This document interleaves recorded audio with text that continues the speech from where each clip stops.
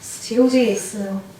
You know, when I think about my legs now, after 50, after 60, I don't compare them to what they used to be. I think about what they've become. They carry a kind of story in them. The shape, the tone, the way they move, it's all been earned step by step, year by year. And honestly, there's something incredibly sensual about that. If you're wearing heels, especially over 50 or 60, comfort becomes just as important as the look. I always tell women, choose a pair that makes you feel steady, not shaky. A slightly thicker heel or a gentle platform can still look incredibly sexy while giving you the balance to glide instead of wobble. When you walk, think slow and smooth. Let your steps roll naturally from heel to toe. Don't rush. The slower you move, the more your legs tell a story. I love the little rituals of getting dressed. Sliding on a pair of sheer stockings, slowly rolling them up over my calves, smoothing them over my thighs. There's this intimate pause when the band settles high on the leg, hugging gently. I always take a second just to look. Stockings have this magic.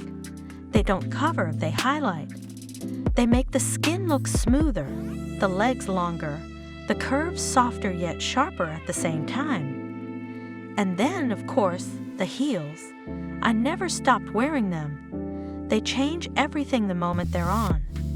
The way I stand, the way my hips sway without even trying, the rhythm of my steps. There's a confidence that comes from that little lift, that tilt of the foot. It's not just about looking taller, it's about how it feels. My calf flexes, the muscles lengthen, and suddenly my whole body feels aligned, feminine, powerful. Sometimes I'll sit down and cross my legs slowly, feeling the stretch of my stockings, the press of my thighs. If I'm wearing a skirt or a dress, I'm aware of the way fabric shifts, the way it drapes across my lap, sometimes slipping just a little higher. It's not an accident, it's awareness. After a certain age, you realize the most sensual thing is being present in your own body. And then there's the playfulness of heels. I love the little gestures. Letting a pump dangle loosely off my toes while I sit, feeling the weight shift before slipping it back on. Adjusting the strap at my ankle, tucking it just enough to remind myself how it hugs me there. Even the sound of heels on the floor, click, click, click, feels like music. It announces me before I even speak, a rhythm that's both subtle and unmistakable. Feet, too, carry their own quiet allure. I don't think enough people appreciate that. Painted toes peeking through an open-toe sandal, the arch lifting inside a high heel, the delicate curve of the ankle. Those small details are like secrets. They reveal just enough to spark imagination. And after years of walking, dancing, standing, I've learned to treat my feet tenderly. A good pedicure, soft lotion, a little care, it makes the act of slipping into heels feel like a reward, not a burden. What I love most is how fashion at this age feels like a choice, not an obligation. I wear stockings and heels not because I need to, but because I want to.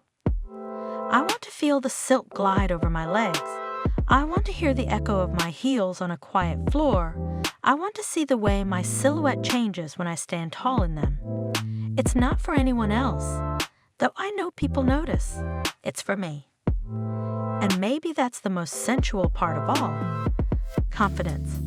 Knowing that I can sit in a room, cross my legs slowly, adjust the heel on my foot, and say more with that small motion than with 100 words. Because when a mature woman embraces her legs, her heels, her feet, she isn't pretending. She isn't chasing youth. She's celebrating herself right now exactly as she is. There's a richness in that, a depth. Every step I take in heels, every stocking I slip on, Every